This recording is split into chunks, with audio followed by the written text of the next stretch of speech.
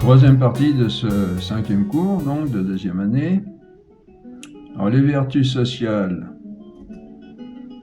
elles ressemblent beaucoup aux vertus individuelles que l'on a vues au cours 4 de cette année. On ne va donc pas les reprendre, on va seulement reprendre quelques points particuliers concernant la prudence et la justice. En ce qui concerne la prudence, de même que cette vertu permet, du point de vue de la vie personnelle, de discerner, vous vous rappelez, les moyens à prendre pour réaliser le bien personnel. De même, au plan de la vie sociale, la prudence sociale discerne les moyens à prendre pour réaliser le bien commun. C'est elle qui découvre le bien commun et la façon de le réaliser. Vous voyez ainsi, vous rappelez que la prudence c'est une vertu de l'intelligence. Bon, ça découle tout à fait logiquement de ce qu'on vient de dire. On voit ainsi quelle importance a cette prudence sociale. On se souvient qu'elle est une vertu de l'intelligence pratique. Nous avons vu aussi l'intelligence théorique et l'intelligence pratique. L'intelligence théorique, c'est ce qui recherche l'essence des choses en elle-même, c'est pas seulement des idées en l'air. Et l'intelligence pratique va rechercher le moyen d'adapter, c'est l'intermédiaire, si vous voulez, entre la théorie de l'intelligence théorique et la réalité, trouver les moyens d'adapter les principes universels de la théorie à la réalité. Et inversement, je crois que c'est elle qui aide à l'intelligence théorique à trouver les éléments d'expérience qui vont servir à établir la théorie. Nous avons vu, établir, à discerner, à voir, à découvrir dans la réalité. Parce que c'est pas la même, on a parlé déjà de la façon de découvrir de la science actuelle, la physico-mathématique principalement. Ce n'est pas, bien qu'elle passe pour la science avec un grand L et un grand S, c'est pas la science, c'est une science. Et sa façon de procéder est une façon de procéder pour découvrir la vérité, mais c'est pas la seule, on en a parlé. Voilà, donc nous avons vu aussi l'important, on a vu tout ça en première année, en principe, vous devez vous en souvenir. Enfin, vous devez, bon, chacun fait comme il veut, mais je dis vous devez dans le sens, au cas où vous voudriez avoir une formation vraiment complète et bien réussie. Nous avons vu aussi l'importance de la justice qui consiste à donner à chacun ce qui lui est dû.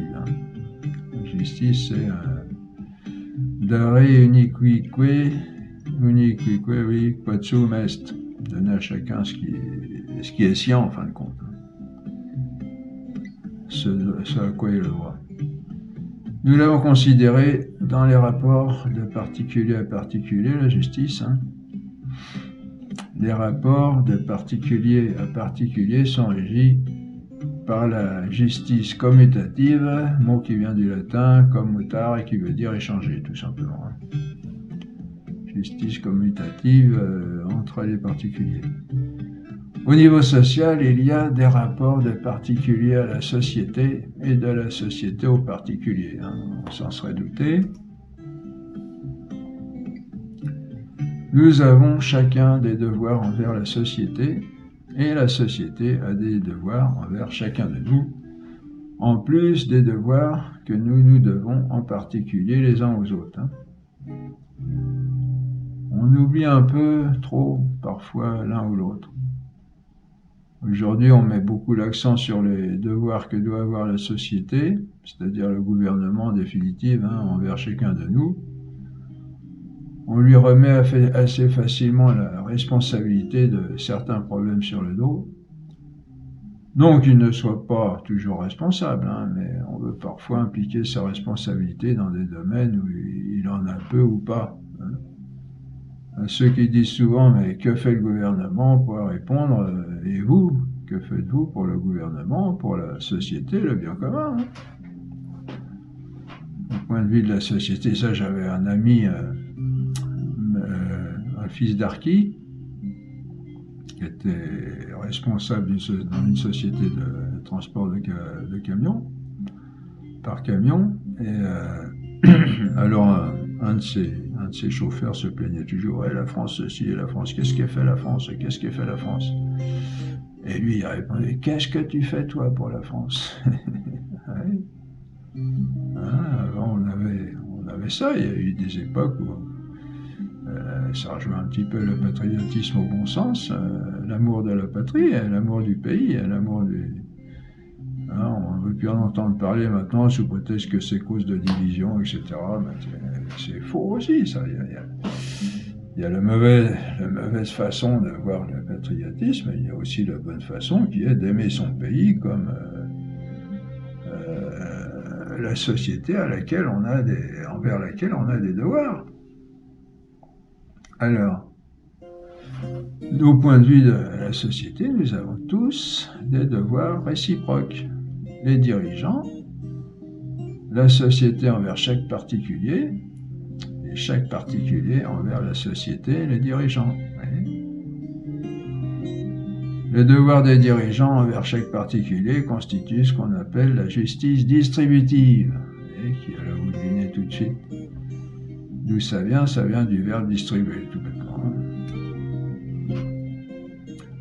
C'est elle qui s'occupe de la juste répartition des biens selon une certaine égalité, pas forcément quantitative. Bon, le bien, il faut entendre au sens où ce qui est bon pour l'homme, pas forcément des sous ou quelque chose à manger, hein. Vous comprenez?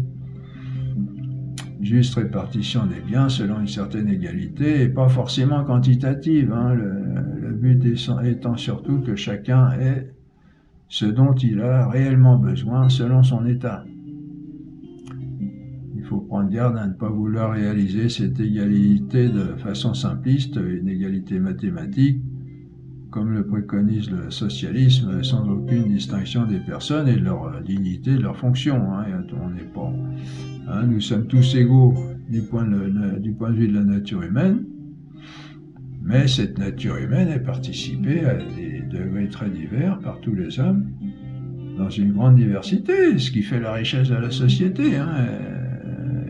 Dans un jardin, il y a des grandes fleurs, il y a des tulipes, il y a des lys, et puis il y a des petites pâquerettes, et puis il y a des petites pensées. Les pensées, c'est très très beau, mais c'est pas aussi grand que les lys, ou que les marguerites, etc. Vous voyez.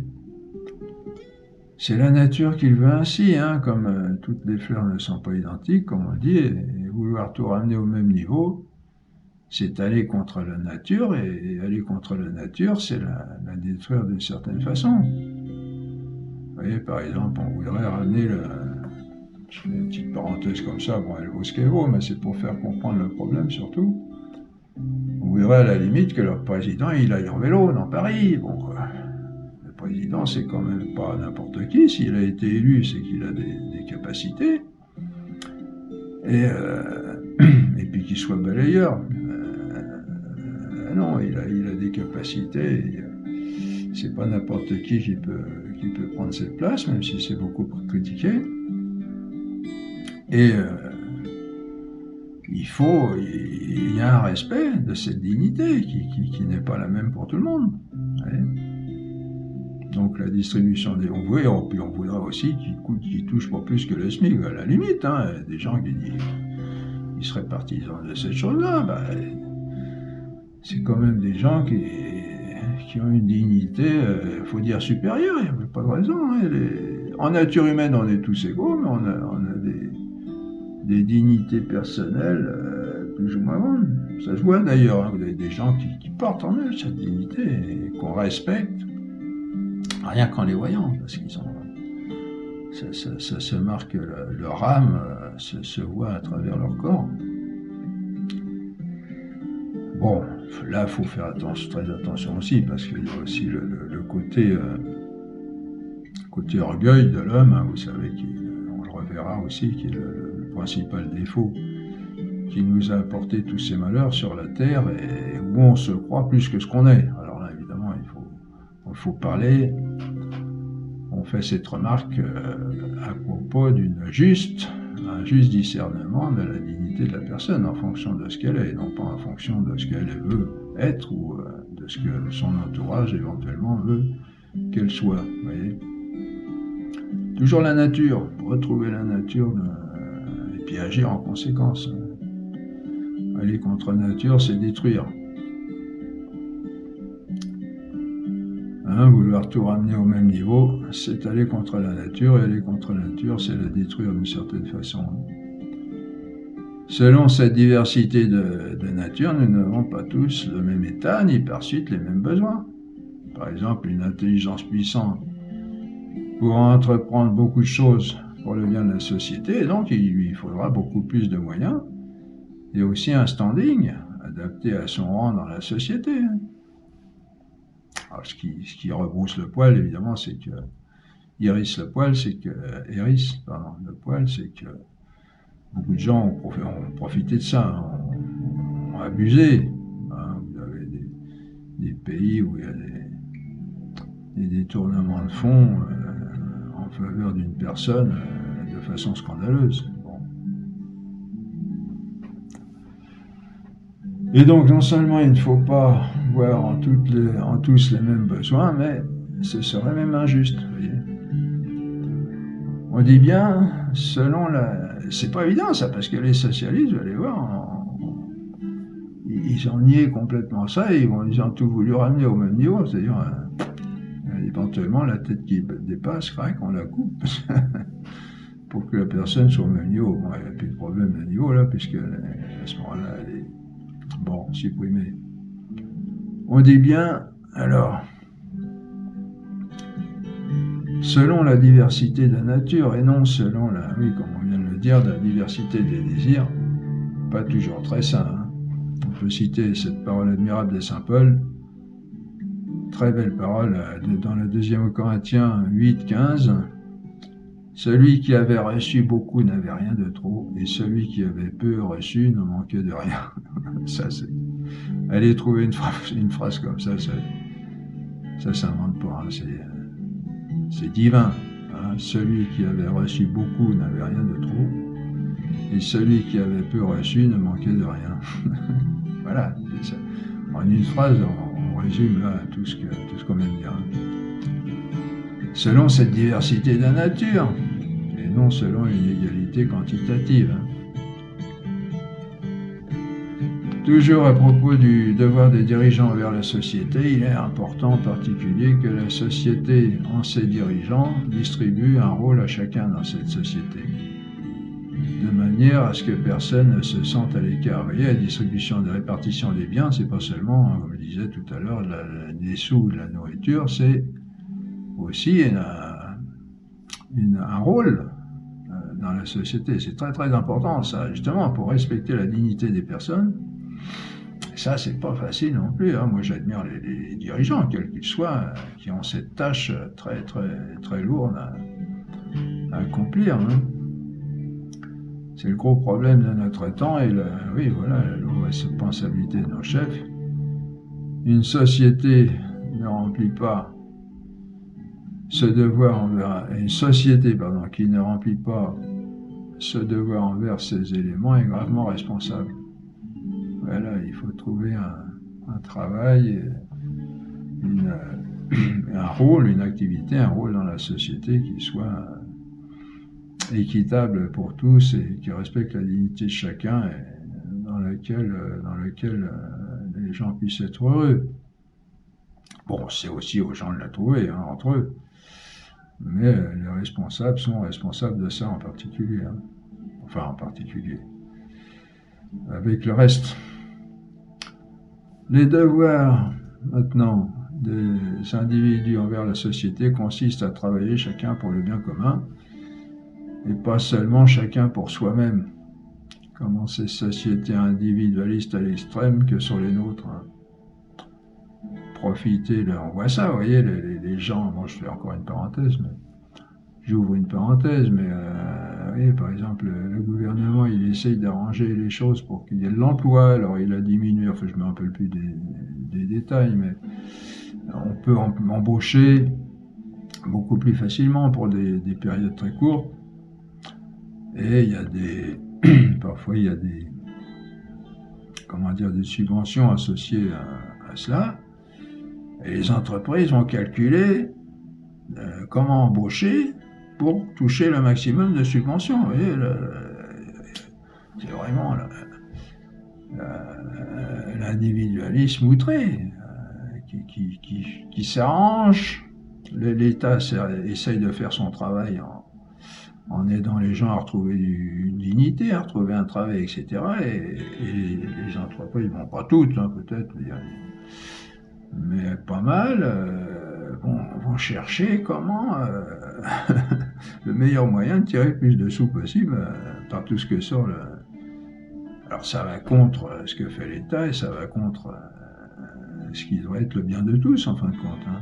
Ça nous retombe sur le nez, de toute façon, tout ce qui n'est pas fait correctement finit toujours d'une façon ou d'une autre, même pour ceux qui semblent en profiter, ça leur retombe toujours sur le nez d'une façon ou d'une autre. Hein. Bon, ça c'est moi qui avance ça du point de vue... mais je pense qu'il y a du vrai quand même. Donc c'est ce qu'on appelle la justice générale ou légale, hein, les devoirs des individus envers la société. La justice générale ou légale parce que les devoirs des individus sont régis par des lois civiles qui dictent ce que chacun a à faire vis-à-vis de la société. Hein. Les lois, ça sert à ça, hein, ça sert à nous aider à remplir notre rôle dans la société, à accomplir nos devoirs envers la société. De même que, qu'est-ce qu'on pourrait prendre comme exemple, enfin vous voyez ce que je veux dire, ce qu'on veut signifier par là, par exemple, le code de la route, hein, il y a des lois, si on brûle un feu rouge, on a une amende, etc. Sinon, on risque de faire du mal aux autres et c'est contre la société. De même que pour la justice individuelle, comme on l'a vu, dans la justice sociale, il y a plusieurs degrés.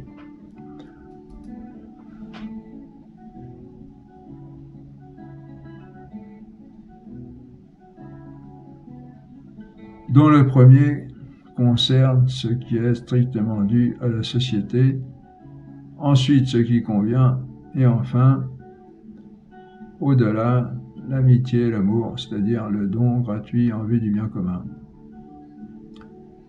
Pour des chrétiens, il va sembler évident que l'amitié et l'amour soient essentiels à la bonne marche d'une société. Une société ne fonctionnera, entre guillemets, jamais mieux que lorsque les éléments de cette société s'aimeront entre eux. Ça paraît évident. Hein. Donc on le désire pour nous-mêmes. Sinon, si on ne le pratique pas, au moins on a ce désir d'être aimé. Et tirons-en les conséquences et sachant que c'est pas évident, c'est sûr, hein, parce qu'on est agressé, on est souvent agressé et on a plus envie de répondre en montrant les dents qu'en donnant un beau sourire. Hein? Pour que l'amour revienne, travaillons à ce que l'amour revienne. Aristote, ce grand génie, on ne pourra jamais taper sur quelqu'un en lui disant « aime-moi ». L'amour est essentiellement libre. Aristote, ce grand génie philosophe de l'Antiquité grecque, l'avait déjà découvert. Hein. Il écrit dans son traité sur la politique que la pratique de l'amitié est encore plus importante à la bonne marche d'une société que la pratique de la justice elle-même. Quand les gens s'aiment, ils considèrent l'autre comme eux-mêmes, et de ce fait, non seulement ils ne vont pas chercher à lui faire du mal, mais au contraire beaucoup de bien. En fait, les lois de justice nous obligent à faire le minimum de ce qu'on fait volontiers quand on aime. Vous voyez ? Quand on aime spontanément,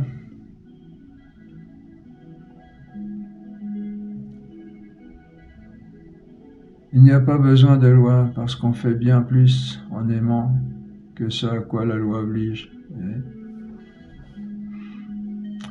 La loi est contre le mal, et comme lorsque l'on aime, on ne veut pas faire de mal, mais au contraire du bien, l'amour dépasse la loi, vous voyez ? Et qu'à imaginer, par exemple, vous avez un frère ou une sœur que vous aimez beaucoup, et puis une personne qui conduit en voiture devant vous, qui vous agace ou derrière, et à la limite, vous avez envie de taper dessus. Et vous avez percevé que c'est votre frère ou votre sœur que vous aimez beaucoup. Aïe, aïe, aïe. Vous voyez la différence entre la justice et l'amour? La réaction de ça n'empêche pas qu'on pourra dire à la sœur ou au frère, dis donc, là t'aurais pu faire mieux. Mais, vous voyez, je crois que c'est le Saint-Esprit des fois qui me dit, j'ai des problèmes comme ça, moi, d'énervement sur la route des fois. Fais comme si c'était ton frère, que j'aimais énormément mon frère. Fais comme si c'était ton frère, et ça change tout. L'amour est le meilleur terreau d'une société pour qu'elle se développe de façon convenable. Avec l'amour, tout s'arrange. Bah oui, on trouve des excuses, on essaie de ranger les choses, les gens. Le fruit de la stricte justice est une certaine paix extérieure, où tout concorde extérieurement, sans forcément changer les cœurs. Vous le voyez, avec les... Bon, c'est pas des lois, mais les... Comment ça s'appelle là, ce qui flash là quand on dépasse la vitesse sur l'autoroute, là, les contrôleurs de vitesse. Bon, ben, on ralentit quand ils sont là, puis on réaccélère une fois qu'on a passé, sans comprendre que c'est fait pour nous aider. Faut savoir qu'il y a des milliers de morts sur la route chaque année. Ça, personne n'en parle, ou on en parle peu. Et c'est dramatique. Il arrive un accident quelque part, et 2 morts. Et hier, il y avait une collision, je ne sais plus où. 2 morts. Paf, les actualités, ça y est, ça fait un titre. Quand on pense qu'il y a toute une ville entière qui disparaît chaque année sur la route. Ça devrait nous... Alors, on ne se rend pas compte, et c'est des vrais... On a des vrais cas de bagarre sur la route, entre chauffeurs, sans descendre de la voiture, on est uniquement en conduisant.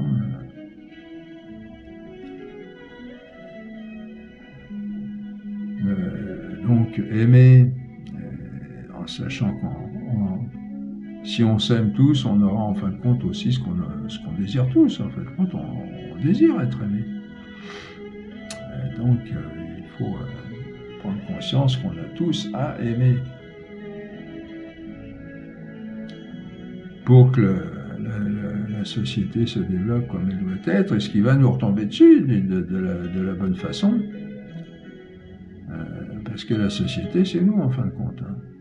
On croit être gagnant en se renfermant, en se retranchant dans l'individualisme pour se protéger d'une société qui ne fonctionnerait pas correctement, alors que c'est exactement le contraire qu'il faudrait faire. Il faudrait...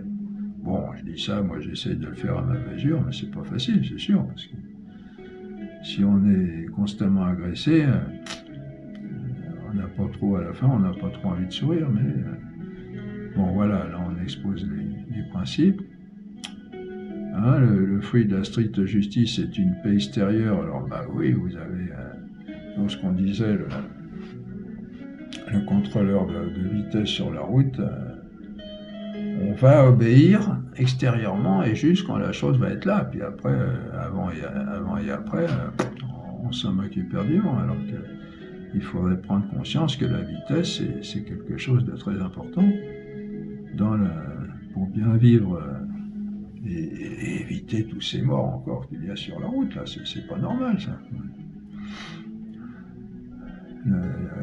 La stricte justice corrige, entre guillemets, le comportement extérieur, mais le cœur reste le même. Dès que je peux aller à fond de train, je vais à fond de train. Bon, c'est un exemple, mais il y en a d'autres. Même si les cœurs ne sont pas d'eux-mêmes dirigés vers le bien commun, ils ne peuvent s'en détourner de façon notable avec la justice, à cause des peines infligées en cas de non-respect des lois. Mais le fruit de l'amour, c'est la paix, non seulement externe, mais encore qui va jusqu'au cœur.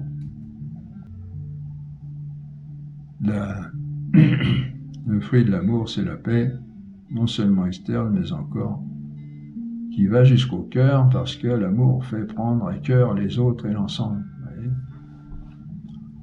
On peut voir dans la justice un aspect, alors vous voyez, dans notre société, encore une parenthèse, où on apprend aux gens à se haïr, à se mépriser les uns les autres. Il y a plein de choses qui font que l'exaltation de l'individu et le mépris des autres.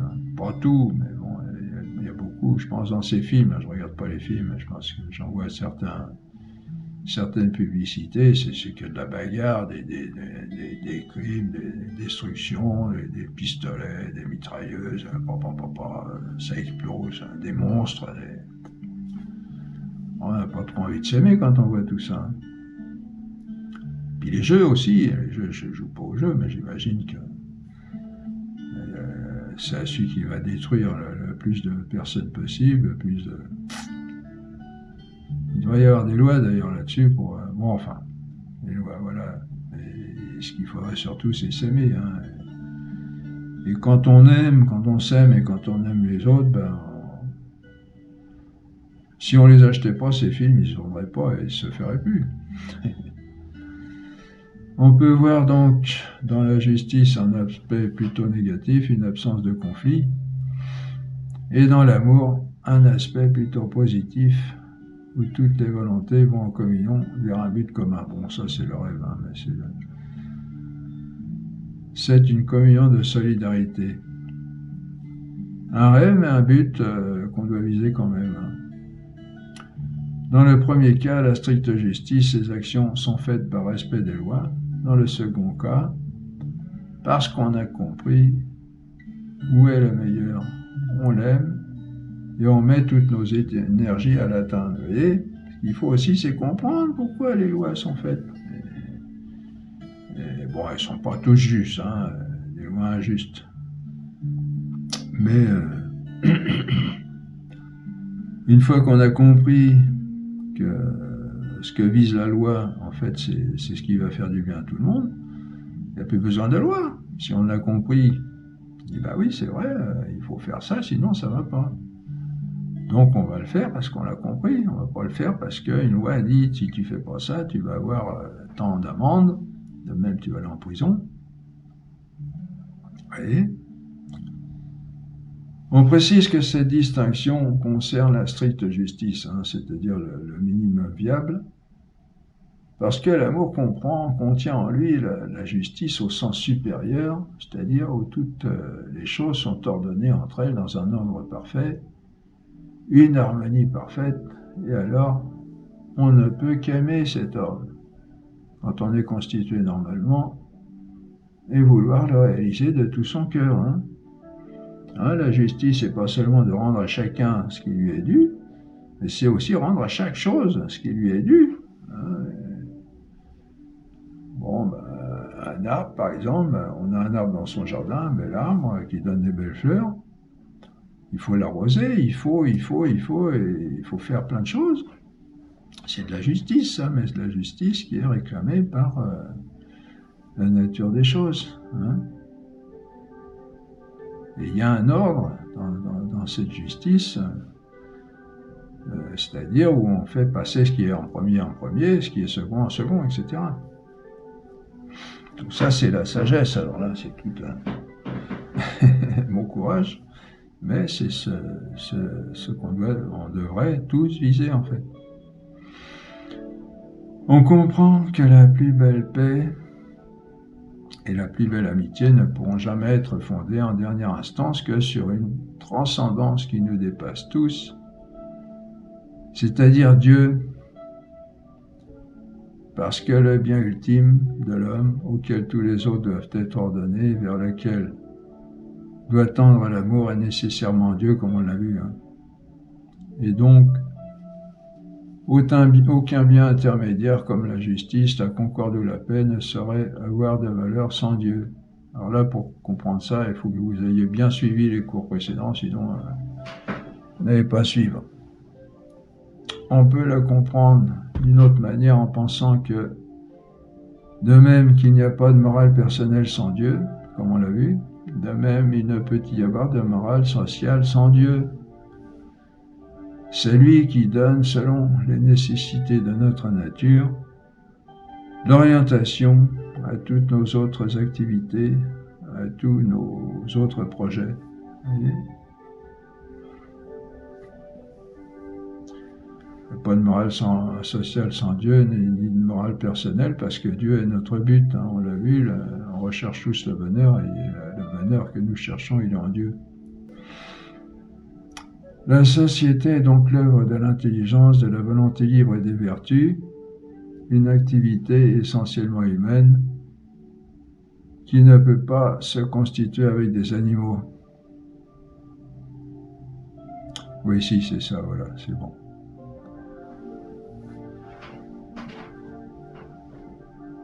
Or, l'intelligence, la volonté libre et les vertus caractérisent la vie morale parce que la vie morale concerne les actions de l'homme, ayant pour but le bien total de l'homme, et cela ne peut se faire qu'avec l'intelligence, la volonté et les vertus, comme on l'a vu. Or, si ces trois facultés caractérisent la vie morale et en même temps se trouvent dans la vie sociale, il s'ensuit que la vie sociale fait partie de la vie morale. Voilà. On en déduit cette conclusion extrêmement importante, surtout pour notre temps, qu'il n'y a pas de morale que de la vie individuelle, mais aussi de la vie sociale. Et bon, c'est ce qu'on a dit avec d'autres mots tout à l'heure, mais là, on est dans la définition, on est dans les mots justes et concis, dans la façon concise de l'exprimer. La vie sociale fait donc partie de la vie morale. C'est déjà un aspect très important pour montrer que la vie sociale a toute son importance au même titre que la vie morale individuelle. Vous voyez ? Enfin, si vous suivez là, c'est assez sérieux. Hein, la vie morale individuelle, c'est la recherche c'est le mode d'emploi, si vous vous rappelez, pour parvenir au bonheur. Et donc, si la vie sociale fait partie de la vie morale, ça veut dire que la vie sociale doit nous conduire aussi au bonheur en même temps. Vous voyez ? La vie sociale a toute son importance au même titre que la vie morale individuelle. Ça, c'est pas facile à comprendre pour notre vie et notre époque individualiste au possible, où on pense que notre vie individuelle, notre bien individuel est prioritaire, même exclusivement, souvent, par rapport au bien social. Et comme en toute chose, il y a des excès dans les deux sens. De même, en ce qui concerne la société, on a d'un côté l'individualisme et de l'autre le collectivisme. Alors là, c'est une très belle étude aussi, très beau développé de cette partie de la morale sociale. L'individualisme nie la vie sociale et le collectivisme méconnaît la vie individuelle. Il ne pense pas que la vie en société fasse partie de la vie morale. Le collectivisme met plutôt l'accent sur la collectivité. On l'appelle aussi totalitarisme ou sociologisme, mais surtout collectivisme, d'après ce que dit Claude Polo. Je ne vais pas vérifier. L'application du collectivisme dans le domaine économique et le socialisme. Le collectivisme a bien vu quelque chose de très important dans une société, c'est-à-dire son unité, à l'opposé de l'individualisme qui ne voit que la cause matérielle, la multitude d'individus. Pardon, et prend cette cause matérielle pour la cause formelle. Le collectivisme a bien remarqué l'unité de la société, mais il n'a pas vu que cette unité était fondée sur le bien commun à vouloir librement. Et il a voulu en faire une unité de type physique, substantielle, c'est-à-dire en définitive de type déterministe. Hein? On a alors l'image de la société comme d'un mécanisme, comme d'une grande machine dont les individus sont les rouages et se voient attribuer un poste de façon plus ou moins stable. Vous avez eu ça en URSS, hein, dans tous ces pays communistes. Chaque individu est actionné par le rouage précédent et retransmet son mouvement au suivant, perdant ainsi toute liberté. Bon, dans la bonne société, il y a aussi certains aspects de cela, mais surtout un respect de la liberté individuelle. C'est ça qui n'est pas facile. Hein, vous voyez, toute la difficulté, c'est qu'il faut en même temps que les gens participent à la société, au bien commun pour le bien de la société, le bien de tous qui nous retombe en fin de compte qui retombe sur chacun de nous, et en même temps respecter la liberté de chacun. Hein?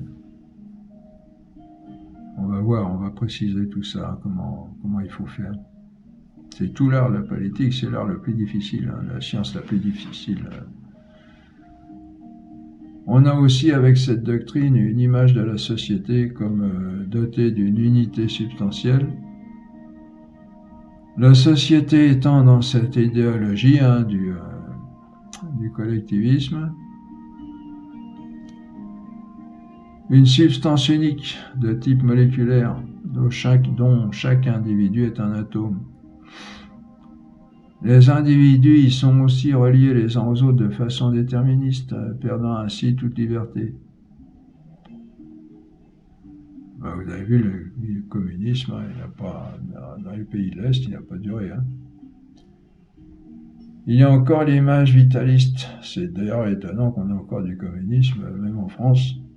Enfin, il paraît qu'ils disent oui, mais nous, c'est pas pareil. Ils parlent toutes les mêmes racines. Hein. Et s'ils peuvent se développer, ça donnera les mêmes fruits.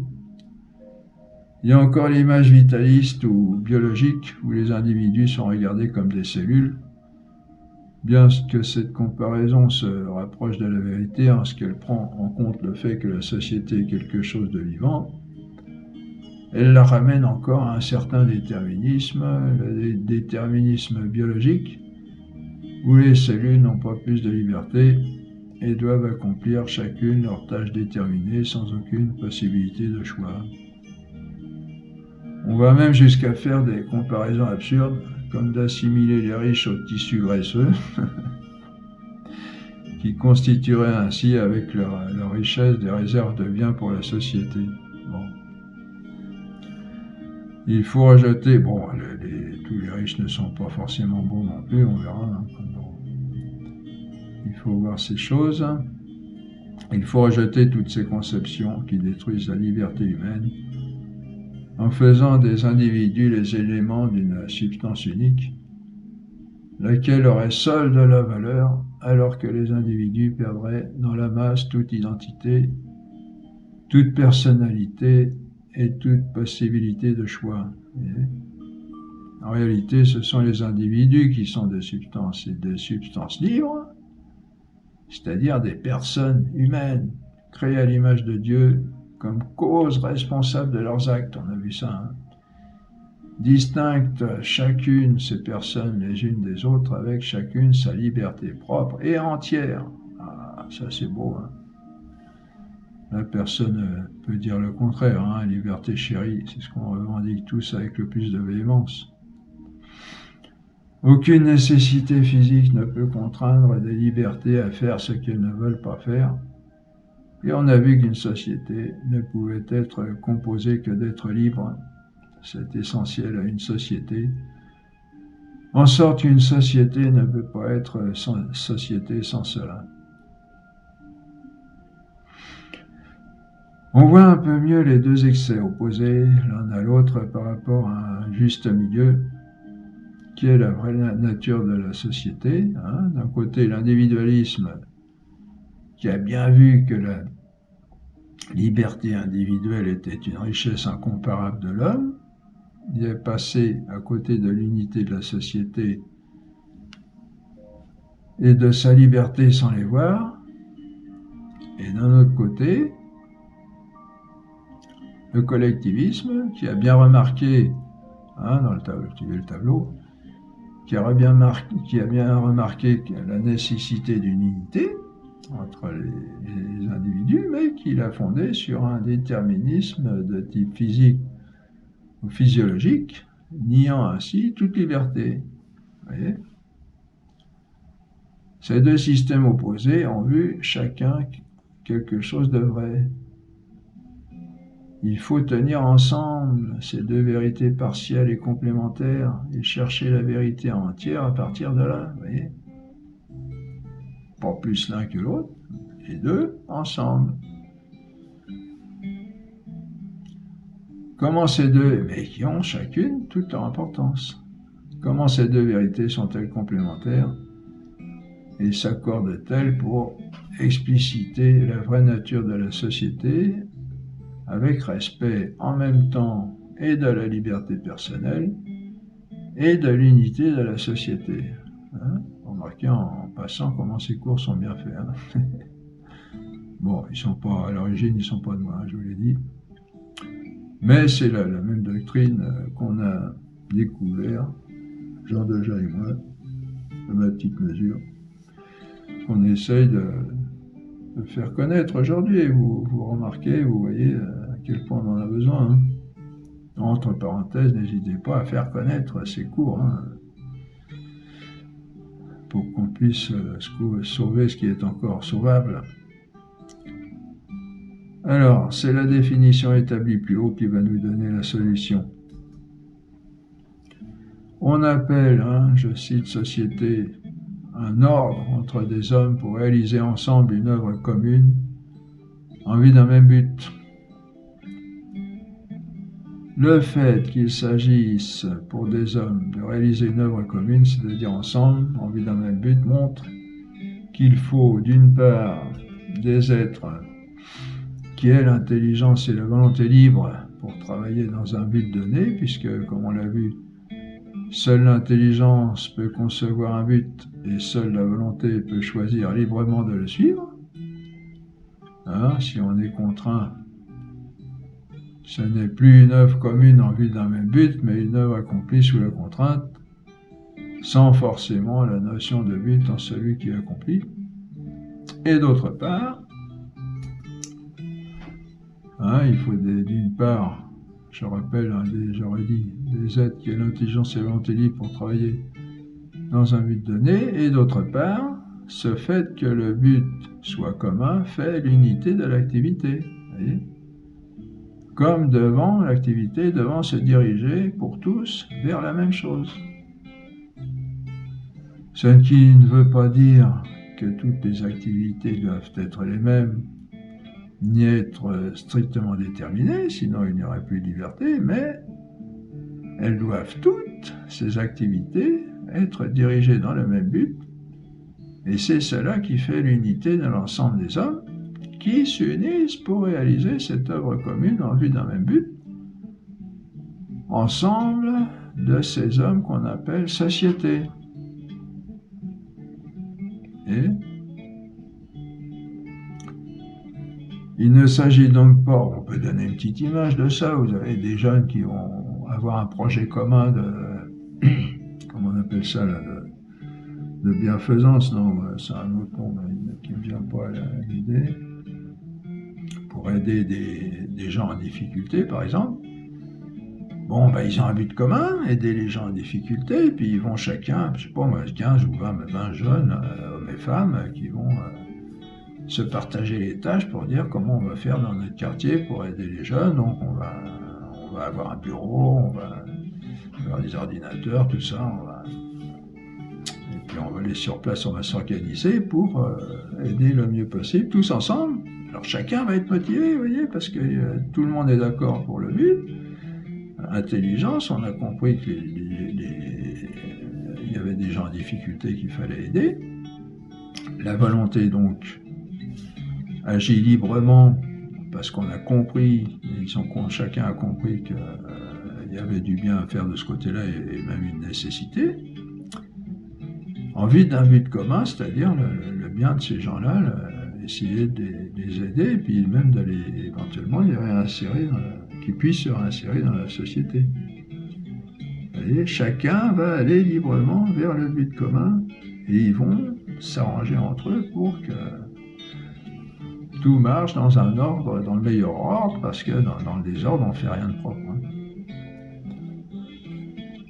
Donc, il ne s'agit pas d'une unité physique, pour revenir à notre sujet physiologique ou substantiel, mais d'une unité de finalité. Où chacune des personnes concernées garde sa liberté. Bon, vous abandonnez mon exemple, et puis là, vous essayez de recadrer sur la notion de société en général. Où chacune des personnes concernées garde sa liberté personnelle, parce que sans cela, il ne peut y avoir œuvre commune en vue d'un but, comme on l'a vu. Il s'agit d'une unité morale du fait qu'on y a un but, unité fondée nécessairement sur la liberté. Parce que, comme on l'a déjà vu à plusieurs reprises, il n'y a pas de morale sans liberté, vous vous rappelez, hein? On avait peur que la morale porte atteinte à la liberté, mais on a découvert c'est le contraire. La morale qui va le mieux mettre en œuvre, favoriser la liberté. Hein. Aussi paradoxal que cela puisse paraître, on exprime cela philosophiquement en disant qu'il s'agit d'une unité téléologique, mot grec dont la racine de la première partie, téléos, signifie but, fin. Hein. Une unité téléologique est une unité de finalité et non une unité ontologique substantielle. Vous voyez la différence avec les socialistes, par exemple, qui voient plutôt une unité substantielle. Du fait, que le collectivisme et l'individualisme ont profondément contaminé nos civilisations occidentales, nous aurons à en faire la critique à chaque fois que nous aurons à parler de questions sociales. Comme on le disait, il faut garder ce que chacune a trouvé de vrai et voir comment ces vérités sont complémentaires. Oui. Du point de vue économique, la conséquence de l'individualisme, c'est le libéralisme, et la conséquence du collectivisme, c'est le socialisme. Nous aurons donc à faire la critique du libéralisme et du socialisme. Nous garderons ce que ces deux conceptions de la société ont eu de vrai et rejetterons leurs erreurs pour trouver au-delà l'exacte vérité qui dépasse ces deux idéologies économiques. Et comme on l'a vu ailleurs à d'autres sujets, l'individualisme, par individualisme et collectivisme se renvoient l'un à l'autre. Comment ça ? Prenez une société individualiste dans laquelle il n'y a plus d'unité de finalité, société individualiste, plus de bien commun poursuivi par tous et chacun. Que se passe-t-il ? S'il n'y a pas de problème majeur, la société fonctionne plus ou moins bien, selon un certain ordre établi, selon l'habitude. Mais s'il survient une difficulté inattendue, qui remet en cause la société entière, comme la société par elle-même n'est pas en mesure de répondre à la difficulté, puisque chacun n'a vu que pour soi-même, il n'y a pas d'autre solution que de recourir à un pouvoir fort qui doit résoudre le problème, sinon la société disparaît. C'est comme ça qu'on certains désireraient un pouvoir fort dans la société, sans comprendre que c'est pas vraiment la solution. On prend alors conscience de la nécessité d'une unité de la société, mais comme il n'y a pas de vertu sociale, c'est un régime fort qui doit résoudre la difficulté et on tombe dans le totalitarisme, vous comprenez? Puis, l'individualisme, bon, il fonctionne tant bien que mal, et là on y va. Hein. Bon, on ne peut pas prédire de l'avenir, mais je répète, si l'individualisme est très développé, bah, ça fonctionne quand même. On arrive tant bien que mal à fonctionner, mais s'il y a un gros problème, bah, comme le gouvernement ne peut rien faire avec une société individualiste, il est obligé d'avoir des tendances totalitaristes. Alors, donc, mettons que le gouvernement soit passé au totalitarisme. Hein, si la difficulté est surmontée, le totalitarisme doit s'effondrer parce qu'il est quelque chose d'antinaturel, en particulier contre la liberté des personnes, voyez, qui ne le supporteront pas longtemps, surtout en France. Hein, on est assez spécialiste pour revendiquer. Bon, mais comme il n'y a toujours pas de vertu sociale, hein, pour montrer la nécessité des vertus sociales, comme il n'y en a toujours pas, qui permettrait de faire durer la société comme telle, on retombe dans un individualisme exacerbé. Voyez, pour dire que individualisme et collectivisme renvoient l'un à l'autre. On essaie de sortir de l'un et on tombe dans l'autre. On essaie de sortir de l'autre et on retombe dans le premier. Voilà.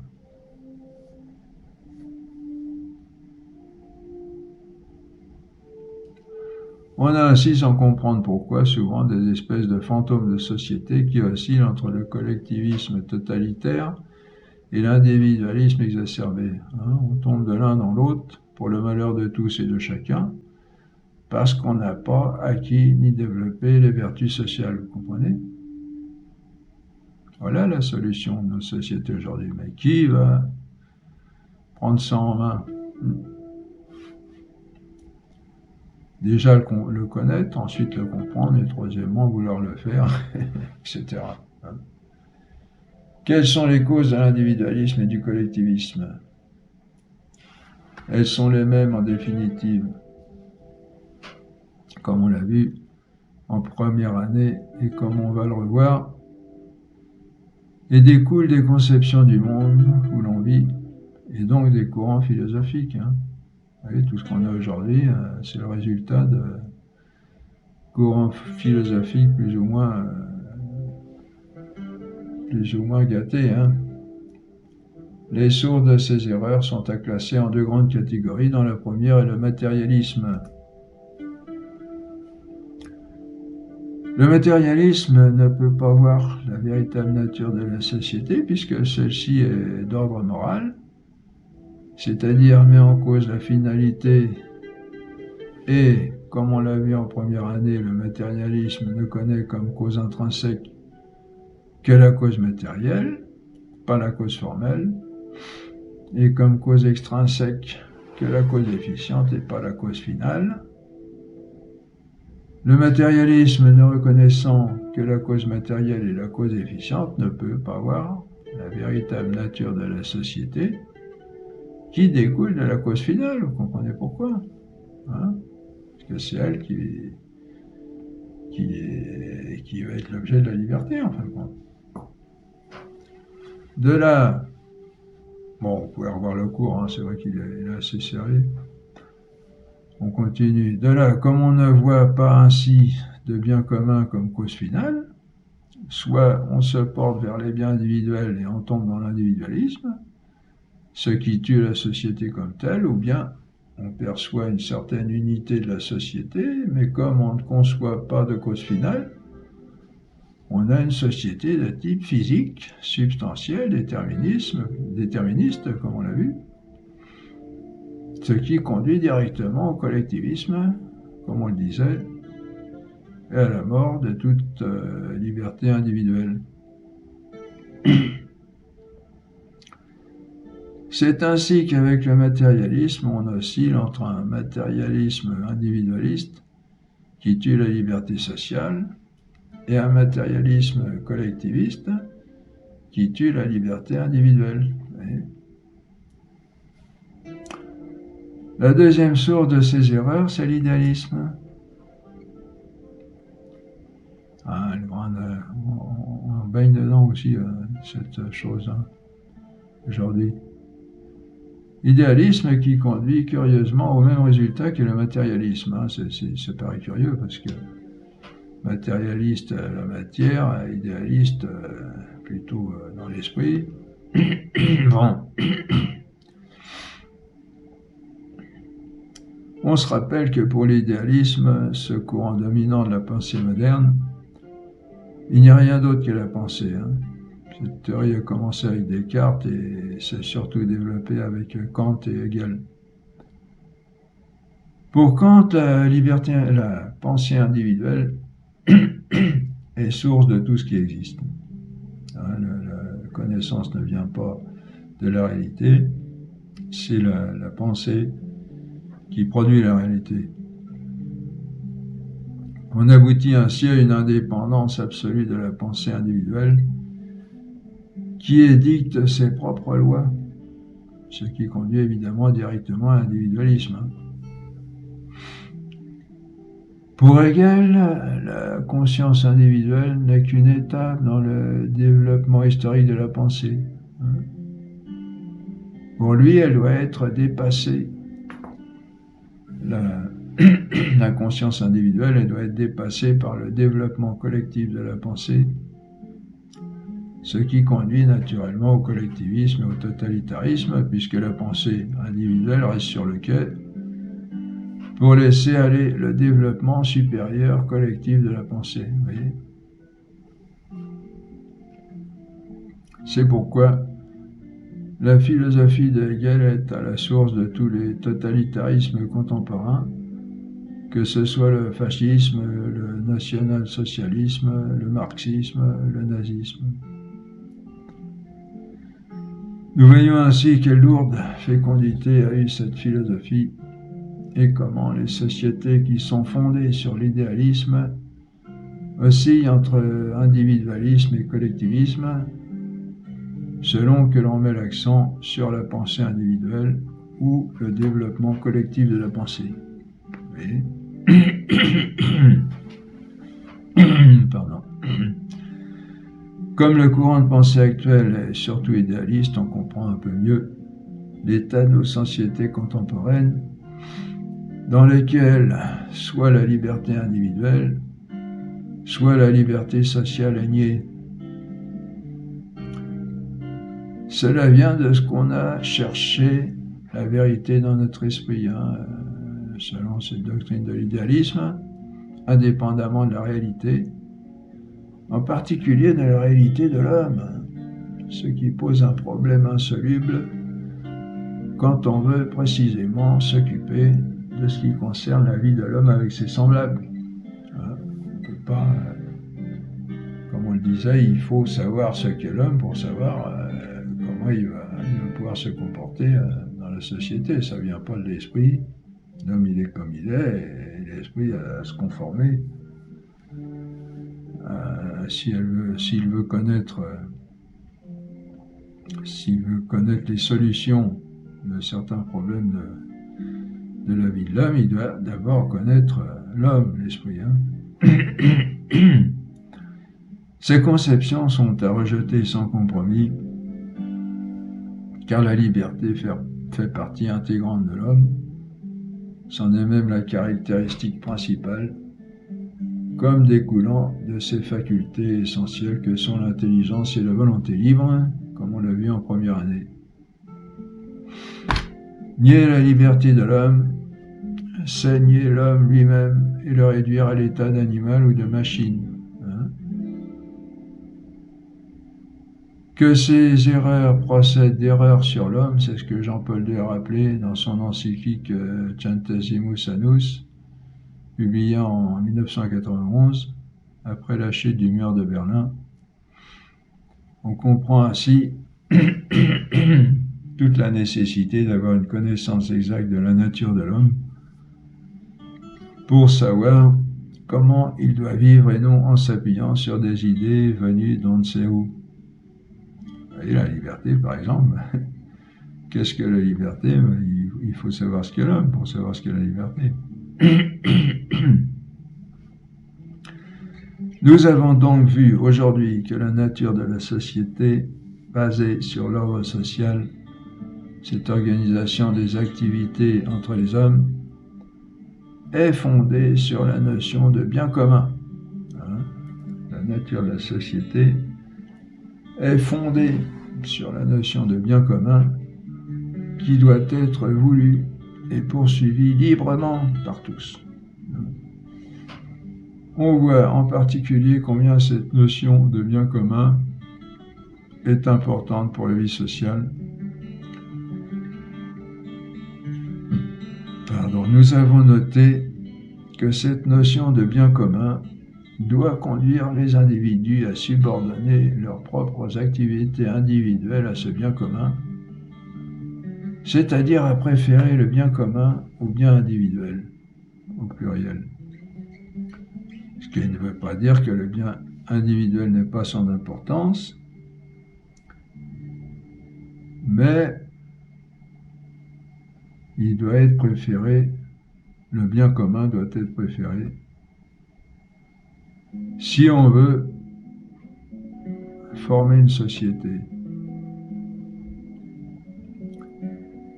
Mais que l'homme s'ordonne en société à un bien commun et qu'il préfère ce bien commun à son bien individuel ne se fait pas sans raison, évidemment. Sinon,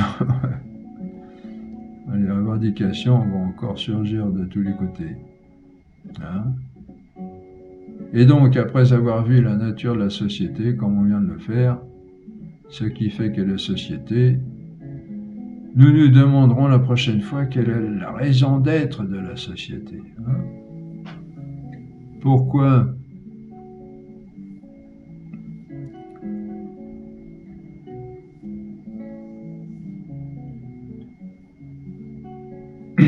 pourquoi les individus vivraient-ils plutôt en société que seuls?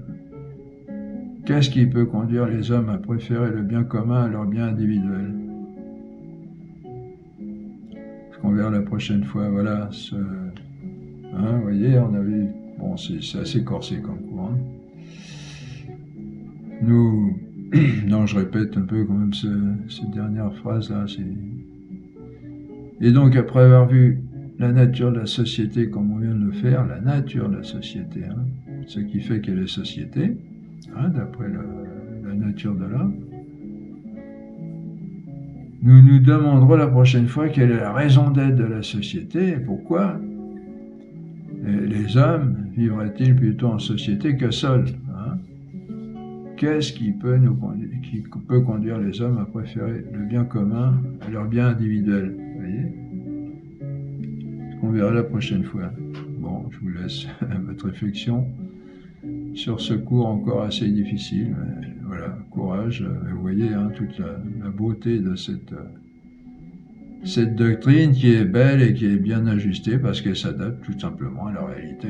On n'invente rien, on essaye de retrouver ce que sont les choses et d'agir en conséquence. Voilà, ce cours est terminé. À la prochaine fois. Bon courage, bon travail et priez bien aussi. Bon, on n'a pas fait la prière aussi avant je faisais on l'a fait pas la dernière fois ou la fois d'avant.